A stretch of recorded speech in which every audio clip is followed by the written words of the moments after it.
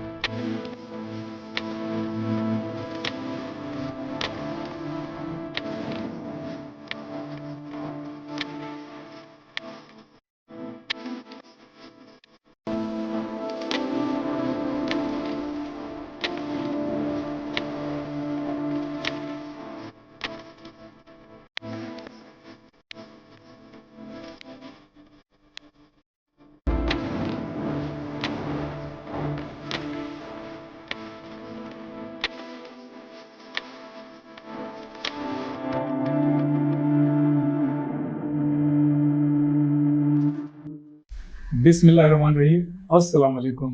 मैं हूं रियाजुद्दीन और आप देख रहे हैं Venice sports celebrities with Riazuddin. और आज मैं मौजूद हूं दुनिया क्रिकेट के मायानाज cricketer little master Hanif Mohammad की रहायशगाह पर। और आप देख सकते हैं ये तस्वीर उन मायानाज क्रिकेटर साबिक जो पाकिस्तान के लिए जिन्होंने बेशुमार कारहाई नुमाया अंजाम दिए। और आपको याद होगा कि वेस्ट इंडीज़ के ख़िलाफ़ 1957-58 में ब्रिज टाउन में जो टेस्ट खेला गया तो उन्होंने हाईएस्ट स्कोर किया 337 और 970 मिनट तक 970 मिनट्स तक वो जो है विकेट पर मौजूद रहे। और ये उस वक्त का बहुत बड़ा कारनामा था, जबकि उन्होंने इससे कबल 499 रन भी बनाए, जो रिकॉर्ड जो है उनका एक तवील अरसे तक कायम रहा और बाद में उसको ब्रायन लारा ने तोड़ा। बहरहाल इस वक्त मैं ये बताता चलूँ कि हम रहायशगाह पर मौजूद हैं साबिक टेस्ट क्रिकेटर लिटिल मास्टर मरहूम हनीफ मोहम्मद की रहायशगाह पर। और हमारे साथ मौजूद हैं साबिक टेस्ट क्रिकेटर शोएब मोहम्मद साहब। शोएब मोहम्मद, अस्सलाम वालेकुम। वालेकुम सलाम भाई, कैसे हैं आप? खैरियत से? शुक्र। शोएब मोहम्मद साहब के मुतालिक मैं आपको ये बताता चलूँ कि ये न सिर्फ साबिक टेस्ट क्रिकेटर हैं बल्कि मुख्तलिफ औकात में ये पाकिस्तान टीम के साथ बहैसियत मैनेजर भी रहे, बहैसियत सिलेक्टर भी रहे और बहैसियत कोच भी रहे। और शोएब मोहम्मद के क्रेडिट पे जो सबसे बड़ी बात है वो ये है कि 2009 का वर्ल्ड कप जब पाकिस्तान ने जीता यूनुस खान की क़यादत में, तो वो उसकी जो सिलेक्शन कमेटी थी उसके वो मेंबर थे। इसी तरह 2014-15 में जो वर्ल्ड कप हुआ उस टीम के ये फील्डिंग कोच थे। और अब तक मैं ये बताता चलूँ कि शोएब मोहम्मद आज भी किसी न किसी हवाले से पाकिस्तान की टीम के साथ अभी भी मौजूद रहे हैं। और उसके साथ साथ अगर हम आपके रिकॉर्ड का तस्करा करें तो शोएब मोहम्मद ने अपने 12 साल कैरियर में यानी 1983 से 95 तक इस 12 साल दौर में 45 टेस्ट मैचेस खेले, 63 ओडीआई मैचेस खेले और 211 यानी 211 जो है फर्स्ट क्लास मैचेस खेले। और अगर आप टेस्ट क्रिकेट की बात करें तो उन्होंने 7 सेंचुरीज बनाई, 13 जो थी उनकी हाफ सेंचुरीज थी। और इसी तरह उन्होंने टेस्ट मैच में 22 कैचेस भी लिए। और अगर आप बात करें ओडीआई की तो ओडीआई में उनके हाईएस्ट जो थे 126 रन थे। और उसके अलावा उन्होंने ओडीआई में 1 सेंचुरी बनाई, 8 उनकी निस्फ सेंचुरीज थी, जबकि उन्होंने इस दौरान 13 कैचेस भी लिए। और अगर आप सिर्फ फर्स्ट क्लास क्रिकेट की बात करें तो शोएब मोहम्मद ने 211 जो मैचेस खेले उसमें 12,600 से ज़्यादा रन बनाए। हाईएस्ट स्कोर उनका 208 रन था, 38 सेंचुरीज बनाई और उसके साथ साथ 57 यानी 57 उनकी निस्फ सेंचुरीज थी। और इस दौरान उन्होंने कमोबेश 94 कैचेस लिए।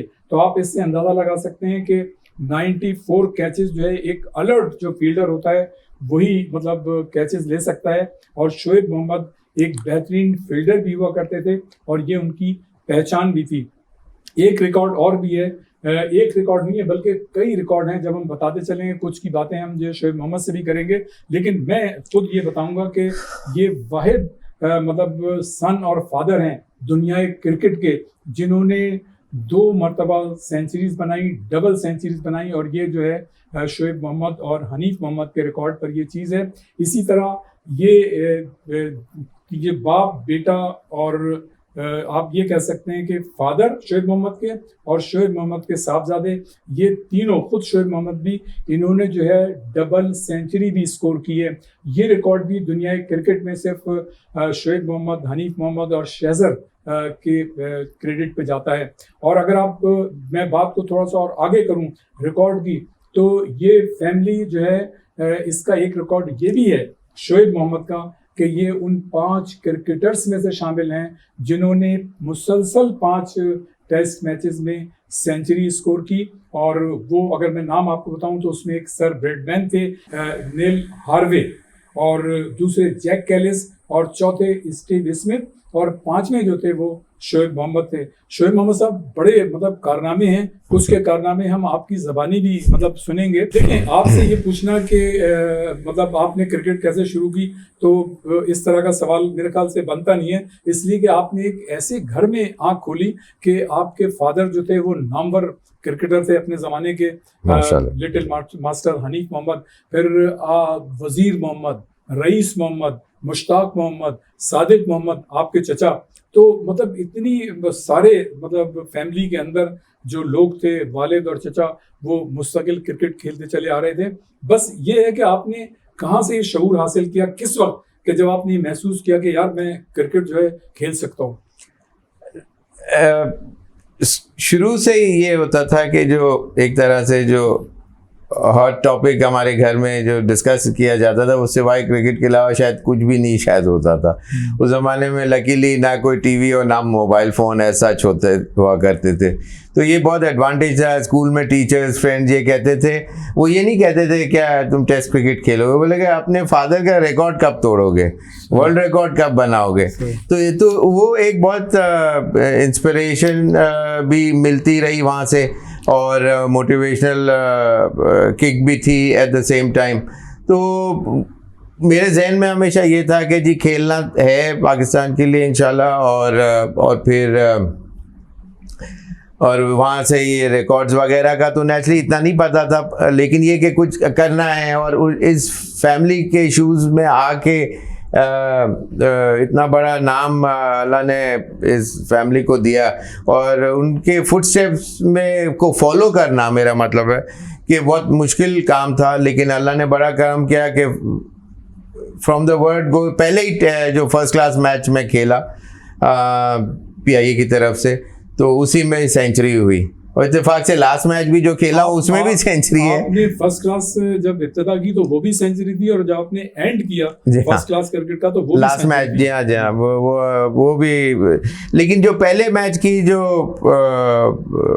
एडवांटेज था, तो वहाँ से कि जी आप खेले और लोगों को में रिकग्निशन मिली, और बड़े फूलहार पहनाए गए। जब शाम को जब मैं घर आया, मुझे याद है, तो वहाँ से बेसिकली ये सारा सब मामला आगे चला, और फिर मैं धीरे धीरे अल्लाह का बड़ा करम हुआ कि शायद प्रॉब्ली पूरी दुनिया में इस छत के नीचे जहाँ आप बैठे हैं, इससे ज़्यादा रिकॉर्ड्स जो हैं पर किसी और छत के नीचे नहीं होंगे, मेरा अंदाज़ा है। इसमें तो कोई शक नहीं। अच्छा शोएब, आप जो थे मतलब ऑफ साइड शॉट आपके बड़े मशहूर थे, और उसके साथ साथ आप कवर ड्राइव बड़ी अच्छी लगाते थे, लेकिन फील्डर भी आप आउटस्टैंडिंग थे। और पाकिस्तान की तारीख में अगर हम उठा के देखें तो अभी तक आप जैसा फील्डर नहीं आया, और 96 कैचेस जो आपने अपने कैरियर में लिए हैं, तो ये मतलब उस चीज़ को जाहिर करता है कि आप मतलब फील्डिंग बड़ी शानदार थी। तो ये क्या मतलब वजह थी, ये मतलब कुदरती था या आपने बड़ी मेहनत की थी? इसमें कोई शक नहीं कि शुरू जब मैं PIA कोर्ट्स की टीम में आया था, तो मुझे याद है कि मुझे या तो थर्ड मैन या फाइन लेग और इन जगहों के ऊपर लेग स्लिप इन जगहों पे खड़ा किया जाता था कि शायद मैं अच्छा फील्डर नहीं हूँ। लेकिन मुझे ऐसा लगता था कि जैसे कि मुझे शौक पैशन बहुत था फील्डिंग का, तो मैं डैडी को भी हर वक्त कहता था कि मुझे डॉज दे के कैचेस कराएं। कभी इसी गार्डन के अंदर जब हम लोग यहाँ 1970 में आए थे, इससे पहले हम हिल पार्क के उधर रहा करते थे, तो हमारे जो फ्रेंड्स एक हनीफ जब्बार और जो जेरी ट्रेवल्स के सारे अकरम और ये सारे अरशद, ये सारे हमारे साथ हम इन्हीं के घर में टेनेंट थे। तो वहाँ सब हम लोग बिल्कुल घर के सामने ही ग्राउंड था, तो वहाँ भी मेरी कोशिश ये होती थी कि डाइव मार के कैच करूँ, डाइव करूँ। तो मुझे रोड और ग्राउंड और ग्रास का कोई पता नहीं होता था कि ये क्या है, बस डाइव मारने का तरीका सही हो तो कभी आपको चोट वैसे नहीं लगती है।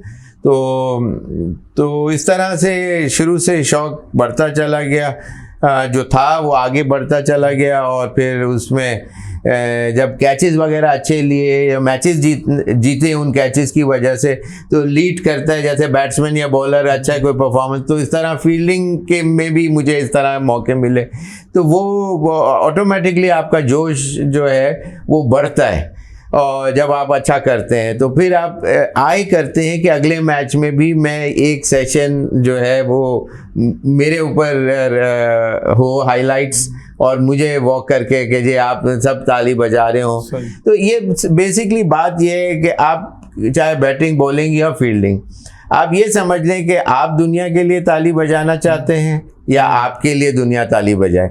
ये अगर आपके दिल दिमाग में उतर जाए तो आप ना फॉल स्ट्रोक खेलते हैं, कॉन्सेंट्रेटेड एफर्ट बॉलिंग में होता है और कॉन्सेंट्रेटेड एफर्ट आप फील्डिंग के अंदर फुल ज़ील और जेस्ट के साथ आप कर सकते हैं।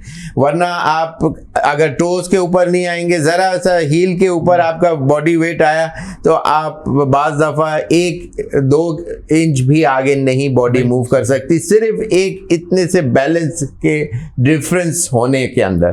तो ये छोटी छोटी चीज़ें बहुत इम्पोर्टेंस रखती हैं, लेकिन वो समझने की बात है कि अच्छा, कवर ड्राइव आपकी और ऑफ साइड शॉट जो होते थे वो आपके उसके मतलब मुतालिक क्या कहेंगे?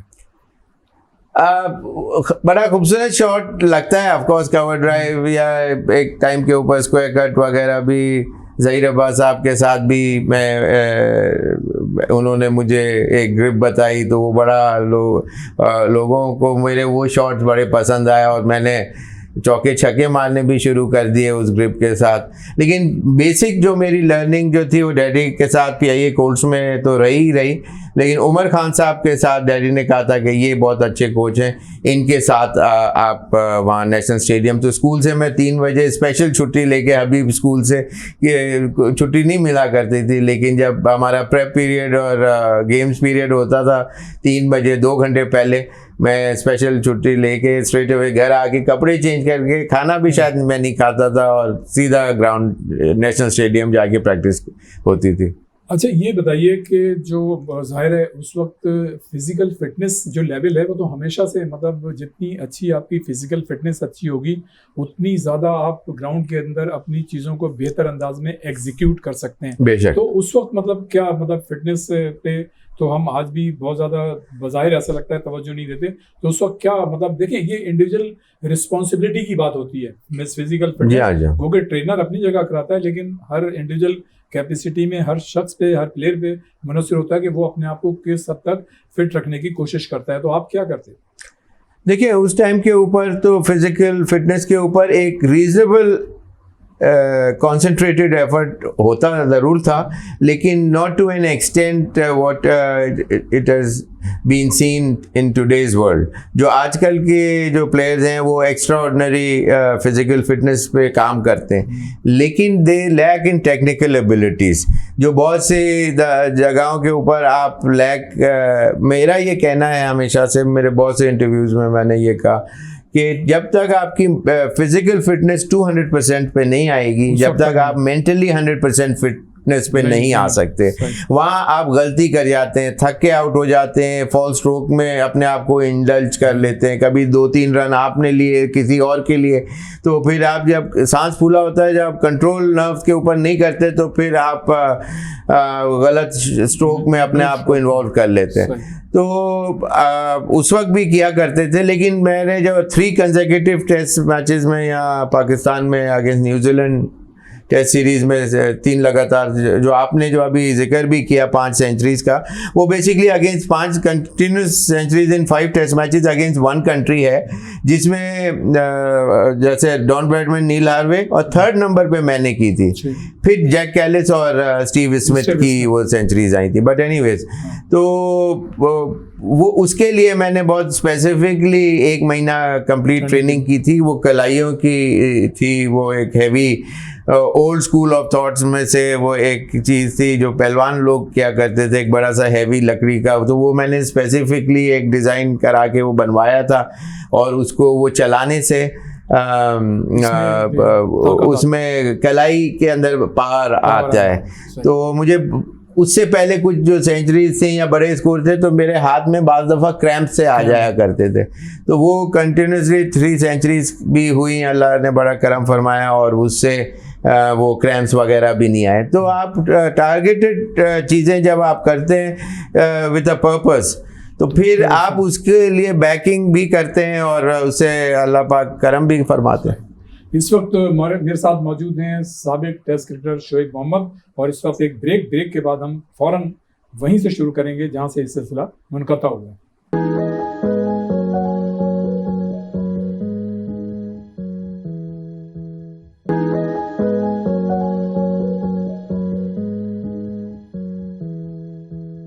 Welcome back.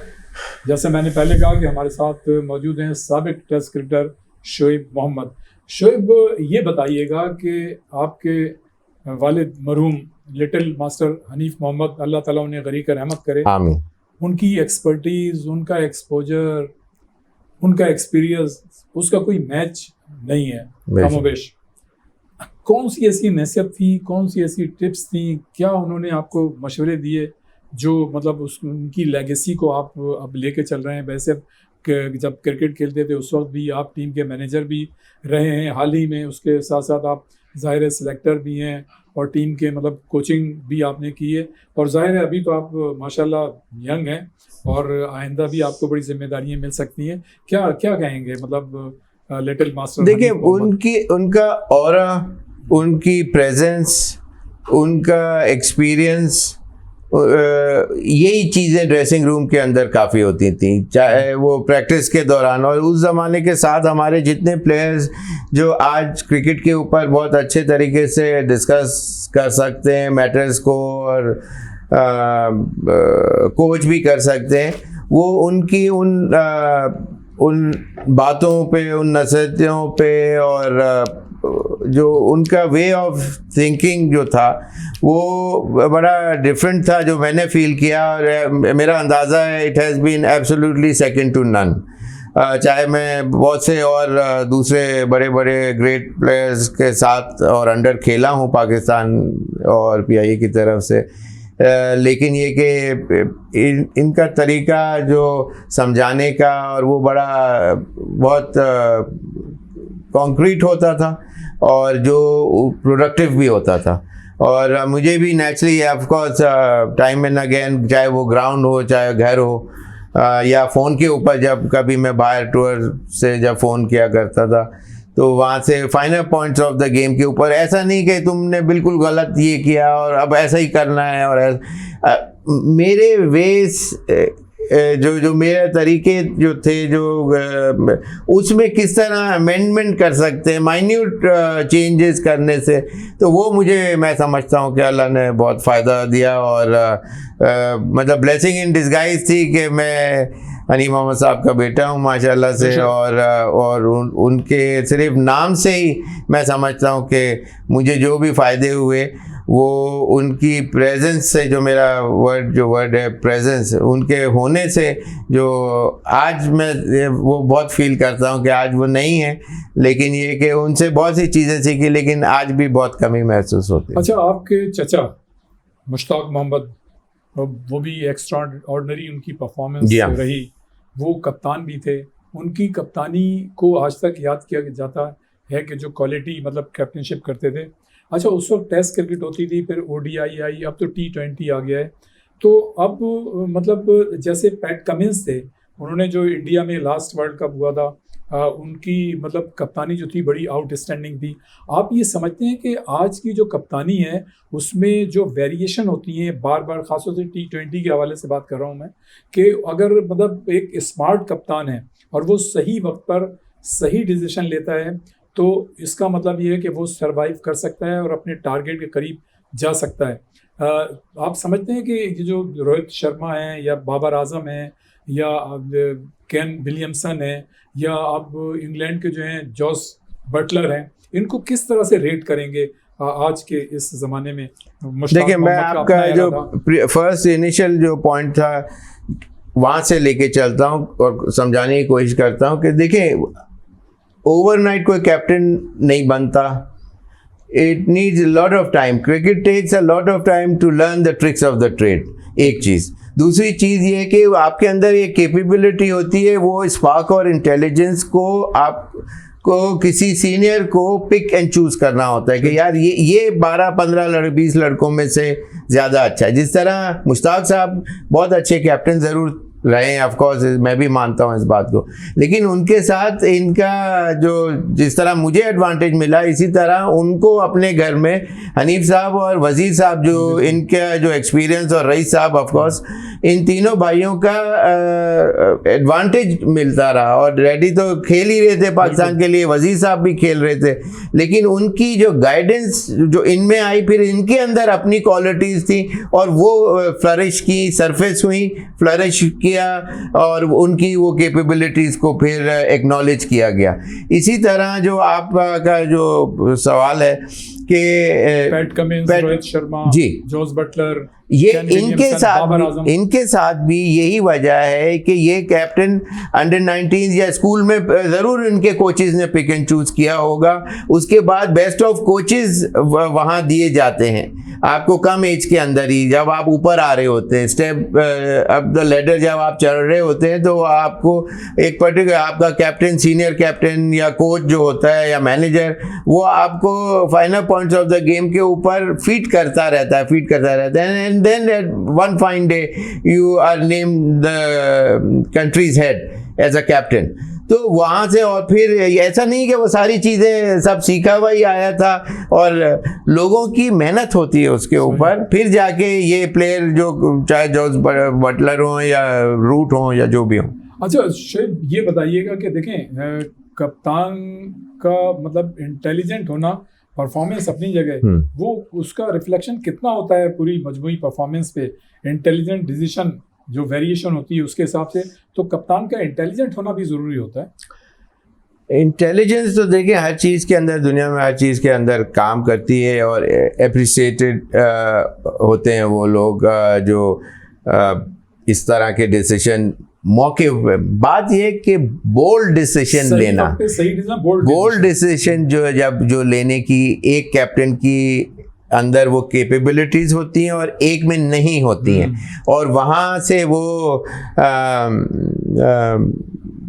मुल्क को जो भी मैच हो रहा हो, चाहे क्रिकेट हो, चाहे कोई दुनिया में कोई भी गेम हो, स्पोर्ट्स खेला जा रहा हो, उसमें उसको उस वक्त फ़ायदा पहुंच सकता है। एक अच्छे कैप्टन का मोस्ट डेफिनेटली जो डेयरिंग हो और पॉजिटिव एटीट्यूड हो। जैसे इयन चैपल का नाम बहुत मशहूर है, जैसे माइक ब्रेले 15-18 रन पता है कि ओपन जाएगा और 10-15 रन के अंदर आउट हो जाएगा। कोई उससे एक्सपेक्टेशन ये नहीं होती थी कि जी अभी ये 80 करके आएगा या 100 करेगा, लेकिन उसकी captaincy, brilliance of mind presence of mind और ये तो कंप्यूटर आ जाए ना, तो ये तो सारा लोगों ने ड्रामा एक तरह से पेश कर दिया कि जी जिसके पास कंप्यूटर होगा वही समझ सकता है। तो वो पुराने जो लोग थे वो उनकी प्रेजेंस ऑफ माइंड होती थी, वो शार्पनेस होती थी कि जो pick and choose there and then किया करते थे और वो डिसीजन लिया करते थे। फायदा होता है इन चीज़ों से, लेकिन ये आप उसको उसके एक ब्रिलियंट माइंडसेट के ऊपर हावी नहीं कर सकते कि जो कंप्यूटर का या जो लेवल 4 कोर्सेज या 3 कोर्सेज से आप क्रिकेट ना खेलें और लेवल 4 कोर्स फिर भी कर सकते हैं। आपके अंदर राइटिंग पावर हो तो आप फिर भी कर सकते हैं। आपने क्रिकेट खेली ही ना हो, सिर्फ उसके अंदर लिखना होता है और आपने सिर्फ देखा हो। तो ये सारा पीसीबी को भी चाहिए वैसे समझें इस चीज़ को कि जो ग्रेट प्लेयर्स हैं वो उन्होंने जो वर्ल्ड रिकॉर्ड दुनिया में जो नाम कमाया है वो ऐसे नहीं कमाया गया है। और ये जो जितने जो फेलियर्स इन क्रिकेट थे, देखिए 1-2 मैच खेल के पाकिस्तान का स्टार मिल जाना बहुत ऑनर की ज़रूर बात है, लेकिन you have been there done that वाली बात फिर भी नहीं हो सकती। जब तक आप डीप एंड के अंदर स्विम आउट नहीं करके आएंगे, जब तक आपको उसके थ्रस्ट बाउंसी और प्रेशर्स और उसका डर खौफ का कभी समझ ही नहीं आएगी। तो ये चीज़ें समझनी चाहिए कि जब तक जो खेले हुए लोग होते हैं वो ही उनका टेस्ट होता है, वो ही उनका लेवल 1 2 3 4 होता है। अच्छा शोएब, ये बताइएगा कि अब हमारी टीम जो है वर्ल्ड कप पे बात करते हैं, हमारी टीम जो है वर्ल्ड कप जो अमेरिका में हो रहा है ICC T20 world cup 2024 West Indies और अमेरिका मुश्तरक तौर पे ज़ाहिर है उसके सिलसिले हमारी टीम वहाँ शरीक है। आप क्या समझते हैं कि ये जो टीम है इसके कॉम्बिनेशन को आप सही समझते हैं?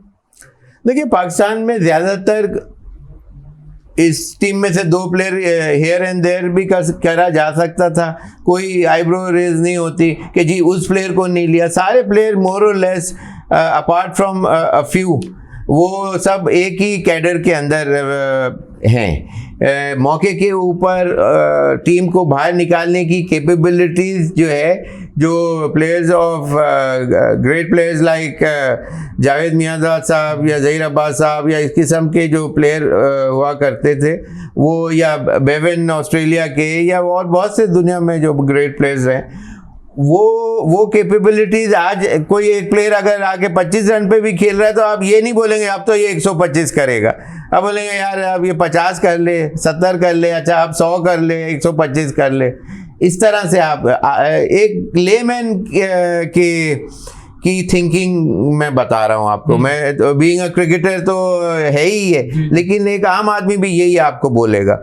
तो इसका मतलब ये कि उनके अंदर वो कैपेबिलिटीज एज सच नहीं है जो उनके अंदर फीड करें। One fine day they will blossom into with a great performance और पाकिस्तान को बिल्कुल from no man's land to victory stand के ऊपर ले जाएंगे। लेकिन वो 1 या 2 दिन आते हैं, तो उसके लिए थोड़ा सा होमवर्क ज़्यादा करना होता है और वो पाकिस्तान वहाँ थोड़ा सा मैं समझता हूँ अगर लैक ना करे तो पाकिस्तान की टीम बहुत ज़बरदस्त हो सकती है। अच्छा अभी हम बात कर रहे हैं कप्तानी की, जो हमने नाम लिए या जो वो टीमें जो अब इस वक्त जो ज़्यादा जिन्होंने वर्ल्ड कप जीते हैं या अच्छी उनकी परफॉर्मेंस है वर्ल्ड कप के हवाले से, तो जितने भी ये कप्तान हैं उनमें से किसकी कप्तानी आपको अभी तक सबसे ज़्यादा अच्छी लगी या वो कुछ कर सकते हैं?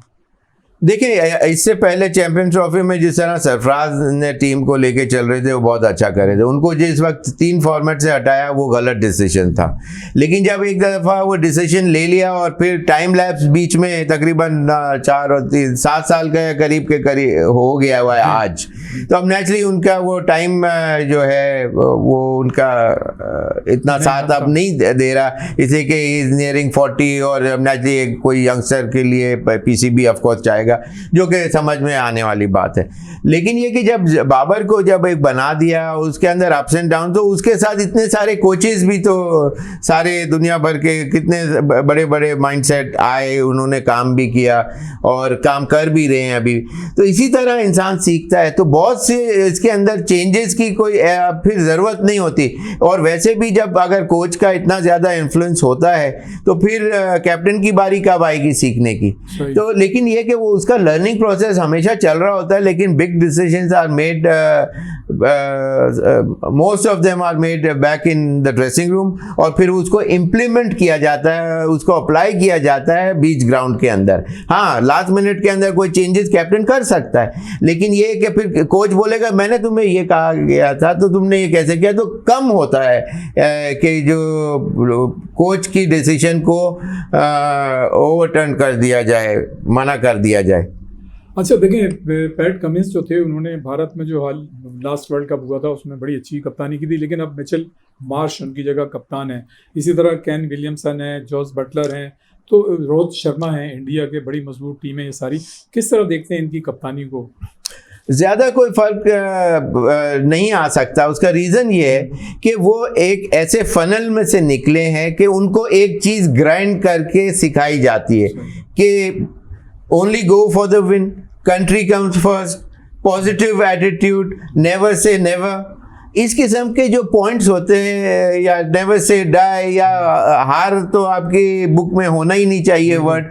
जब ये चीज़ें उनको इंड्यूस कर दिया, इंजेक्ट कर दी जाती हैं, तो फिर वहाँ से वो तकरीबन एक ही किस्म का, फिर अंदर के इंसान का जो नेचर होता है उसके अंदर कोई डिफरेंसेस थोड़े बहुत ज़रूर हो सकते हैं, लेकिन जब आपको एक मशीन में से जब निकाला जाता है वो चीज़ें फीड करके, जो मैंने अभी आपको पॉइंट्स बताए 5-7, वो तो फिर आप मोर और लेस वन पॉइंट के ऊपर ही फोकस माइंडसेट होता है। जैसे घोड़े के सामने आंखों की पट्टी होती है, उसको सिर्फ सामने का नज़र आता है और साइड चीज़ें उसको नज़र नहीं आती।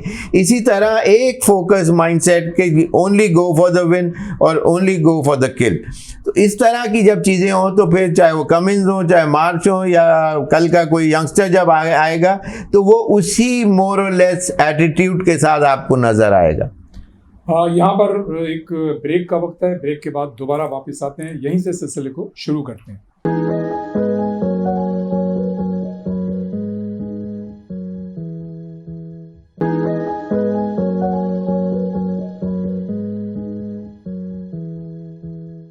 Welcome back.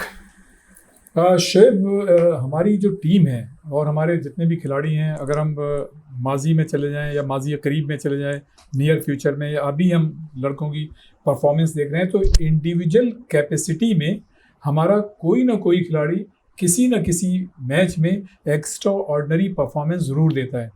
लेकिन आप ये देखें कि मजमूई तौर पे हमारी टीम की परफॉर्मेंस में कंसिस्टेंसी नहीं है, हमेशा से अनप्रिडिक्टेबल रही है।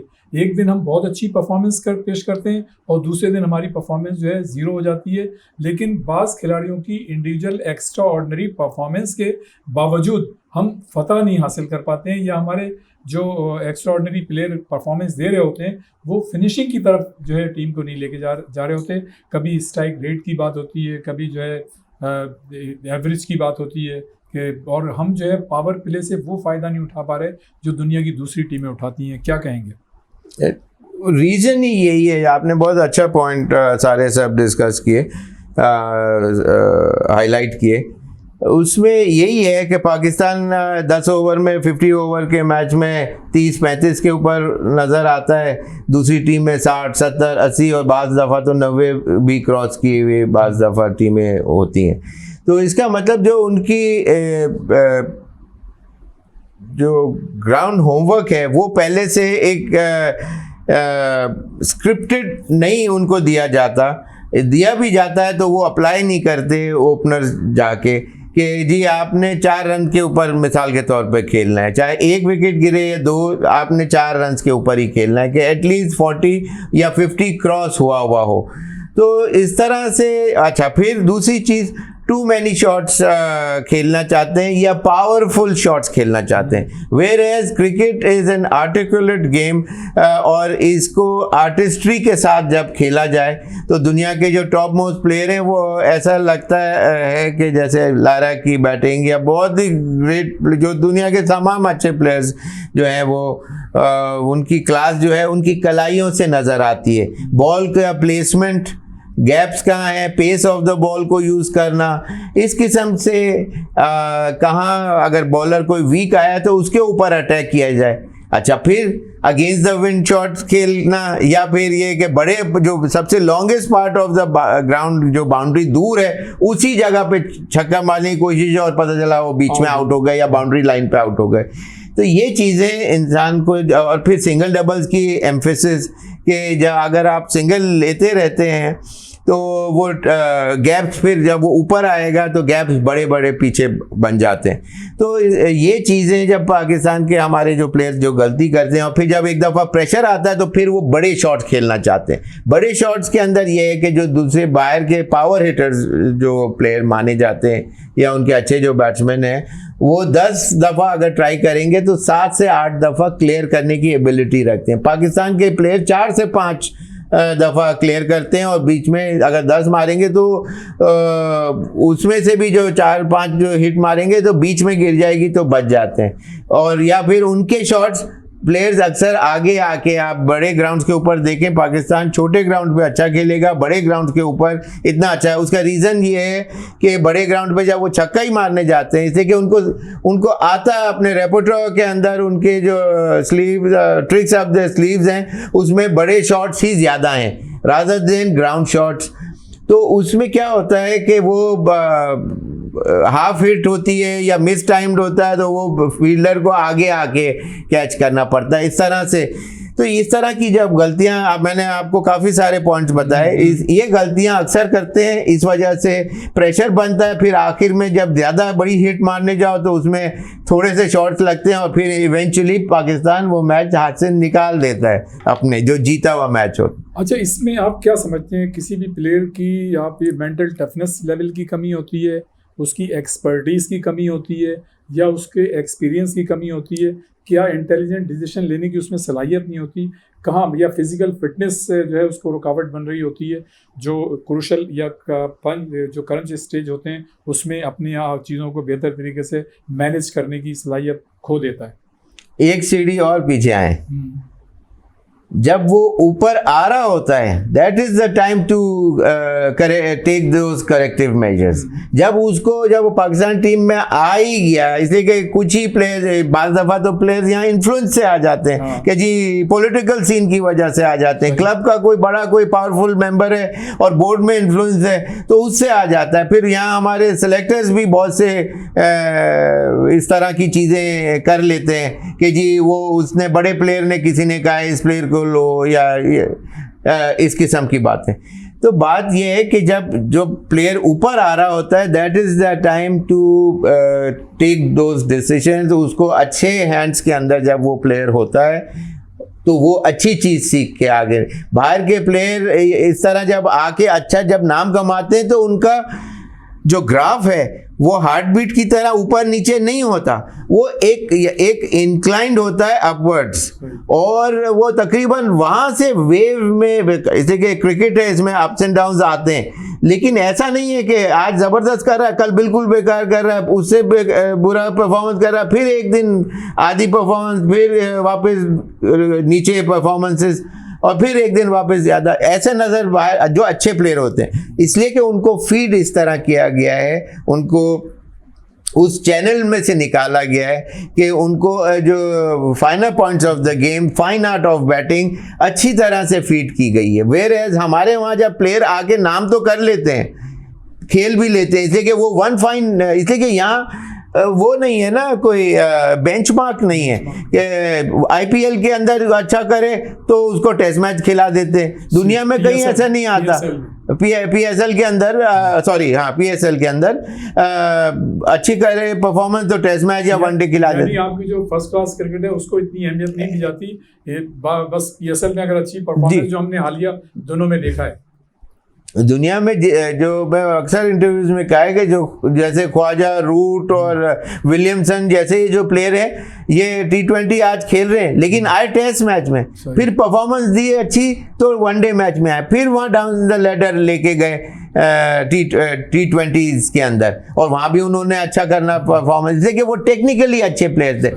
यहाँ जब टेक्निकली, इसलिए कि ये तो पावर हिटिंग गेम है, क्या कहते हैं T20 जो है, तो इसके अंदर अदर वे राउंड में जब ऊपर जब स्लिपें और जब बैट पैड खड़े होते हैं तो उसमें जब आप प्रेशर में आके जब मार के आउट होते हैं तो इतना प्रेशर आता है कि वो 2 मैच के बाद बाहर हो जाते हैं।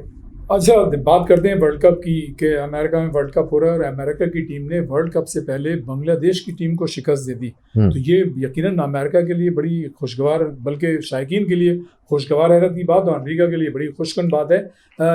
इस पे क्या कहेंगे? देखिए, ये for the game of cricket ये बहुत अच्छा होगा। एवेन्यूज खुलेंगे अमेरिका, जैसे कि अब नई टेरिटरी है वहाँ। वैसे तो 2008 में जो एक इंटरनेशनल टीम फर्स्ट टाइम हम लोग लेके गए थे, उसको बावर्ड काउंटी में फ्लोरिडा में मैचेस हुए थे। बात यह है कि अब वहाँ हर जगह के ऊपर अब ग्राउंड्स भी बनेंगे, वहाँ इंटरनेशनल प्लेयर्स आएंगे और इस तरह से पूरी दुनिया से प्लेयरों के लिए एक एडवांटेज होगा। पाकिस्तानी प्लेयर भी है अमेरिका की टीम में, उसका नाम है शायान जहांगीर। हाँ जी, हाँ। और वो गलबन PIA से भी मेरे ख्याल जी, PIA से 2012 में उसको हमने सेलेक्ट किया था, 2010 में रादर। हाँ, 2010 में हम PIA कोल्ड्स बनी थी after quite number of years, जो डैडी ने बनाई थी जब हम लोग सेलेक्ट हुए थे। 15 में से 8 प्लेयर पाकिस्तान के लिए उसमें से खेले थे। जब हमने जो टीम बनाई उसमें से 13 प्लेयरों में से 8 प्लेयर पाकिस्तान अंडर 19 खेले, जिसके अंदर इमामुल हक भी थे और शयान भी बहुत अच्छे, बहुत ज़बरदस्त बैट्समैन है, कंपोजर के साथ खेलते हैं और somewhat close to Babar Azam की तरह उनकी स्टाइल ऑफ प्ले है। कवर ड्राइव बहुत खूबसूरत खेलते हैं। तो मेरा मतलब है कि वो भी हैं और कुछ न्यूजीलैंड के भी प्लेयर हैं, तो आई एम श्योर उनकी टीम और स्ट्रेंथन अप होगी। जब शौक बढ़ेगा, पैसे वहाँ ऑफकोर्स ज़्यादा होंगे, तो बहुत से जब शौक बच्चों में बढ़ेगा तो वहाँ उनकी टीम और अच्छी होगी। अच्छा, न्यूयॉर्क का जो निसाओ क्रिकेट एकेडमी स्टेडियम है, वहाँ पर सबकी नज़रें हैं और वहाँ पे 34,000 जो है वो कैपेसिटी है यार, शायकीन जो है वहाँ पे बैठ सकेंगे। और अभी तक की जो इत्तलात हैं वहाँ पे वो तकरीबन सीट्स जो हैं बुक हो चुकी हैं और चूँकि वहाँ पे पाकिस्तान और इंडिया का मैच भी होगा तो ये स्टेडियम जो है वो भरा हुआ होगा। तो इस जो ये पॉजिटिव चेंज है अमेरिका जैसे मुल्क में, जहाँ इतने अरसे से कोशिशें हो रही थी और आपने खुद कहा कि आपकी भी टीम वहाँ गई थी, काफ़ी अरसे से हो रही है, पाकिस्तानी और इंडियंस जो है वहाँ पे क्रिकेट प्रमोट करने में उनका बड़ा हाथ है। तो इसको किस तरह से देखते हैं न्यूयॉर्क के जो निसाओ? देखिए, ये चीज़ ये एक दफ़ा ये पाकिस्तान इंडिया का मैच हो जाए, उसके बाद क्रिकेट के अंदर मेजर चेंज मैं समझता हूँ आ जाना चाहिए या आएगा। वो इसका रीज़न ये है कि जब अमेरिकन जब देखेंगे कि ये बेसबॉल का जो हाईएस्ट टिकट है वो ब्लैक में कुछ $1,000 के ऊपर जाता है और उससे 3 टाइम्स द प्राइस जब क्रिकेट का एक टिकट जब ब्लैक में होगा, तो वहाँ उन लोगों का दिमाग काम नहीं करेंगे।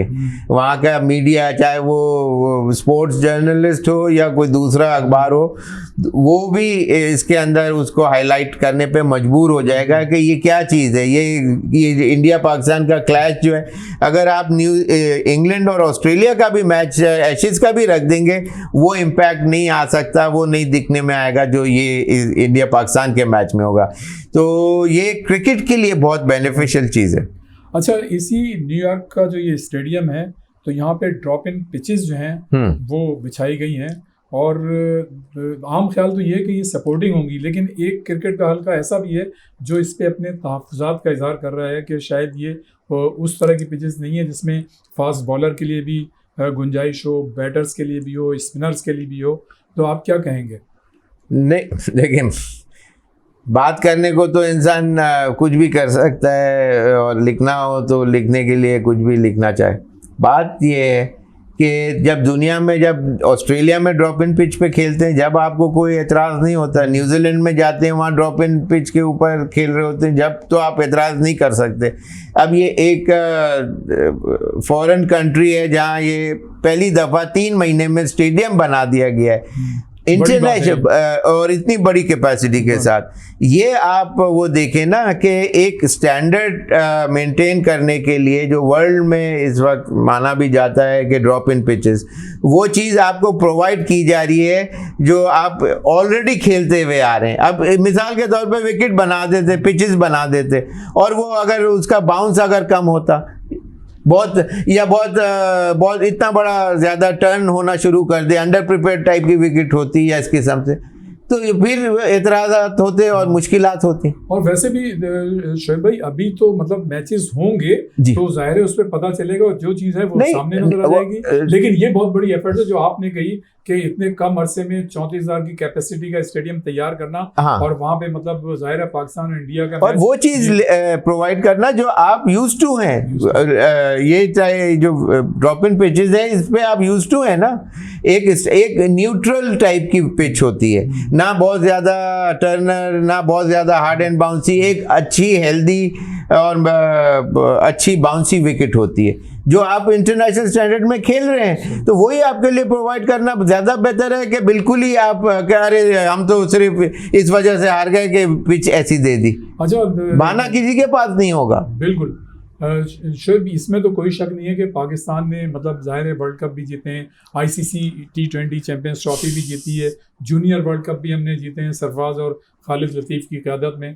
और आप क्या समझते हैं कि इस वक्त जो हमारी टीम है इससे आप क्या तवक्को रखते हैं कि ये इस वर्ल्ड कप में किस तरह की परफॉर्मेंस दे सकती है और देनी चाहिए, क्योंकि अभी तो वर्ल्ड कप शुरू हो रहा है। देखिए पाकिस्तान की अनप्रिडिक्टेबल टीम है, ऑल्दो के जो दुनिया के बाहर के जो ग्रेट प्लेयर्स हैं उनका तो ये कहना है कि ये टॉप 4 के अंदर नहीं नज़र आ रही, और इसमें कोई शक नहीं कि उनकी परफॉर्मेंसेस लेटली बहुत अच्छी नज़र आई, लेकिन Pakistan is one such team कि ओवरनाइट उसके अंदर एक्स्ट्रा ऑर्डिनरी परफॉर्मेंस, लेकिन एक दो प्लेयरों के साथ वो इस तरह से एक्स्ट्रा ऑर्डिनरी परफॉर्मेंसेज आएँ और वो टीम को लेके मोटिवेट करें, और वो इनके अंदर केपेबल प्लेयर्स हैं as an individual, as a combined effort unity के साथ जेल टुगेदर होके खेलते हुए कम नज़र आते हैं। Once they do that they could be among the top 4।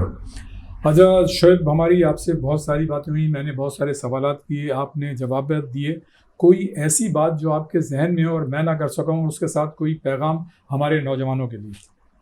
नहीं, थैंक यू सो मच। पहले तो रियाज भाई बहुत अच्छा मज़ा आया आपके साथ बात करके।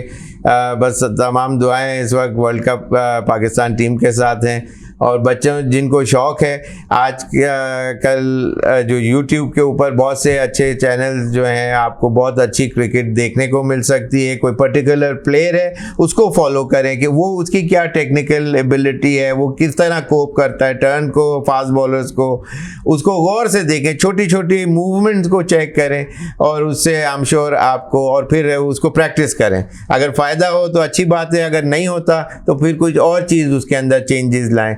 तो I wish you all the best and thank you Riaz भाई once again, all the best. Thank you, बड़ा अच्छा इंटरव्यू दिया माशाल्लाह, बड़ा मजा आया। So glad, thank you. हमारे नौजवानों को बहुत कुछ सीखने का इससे मौका मिलेगा। प्लेजर।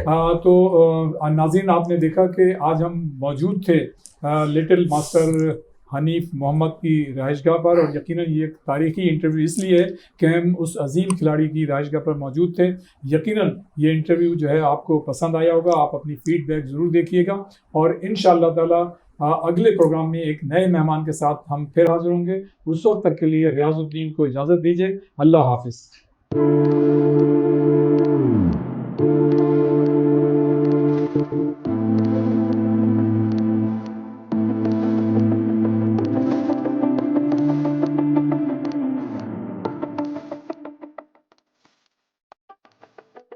शोएब, और ये बहुत खूबसूरत शॉट लगाया है। With all the wickets in hand, Shoaib plays that one very safely.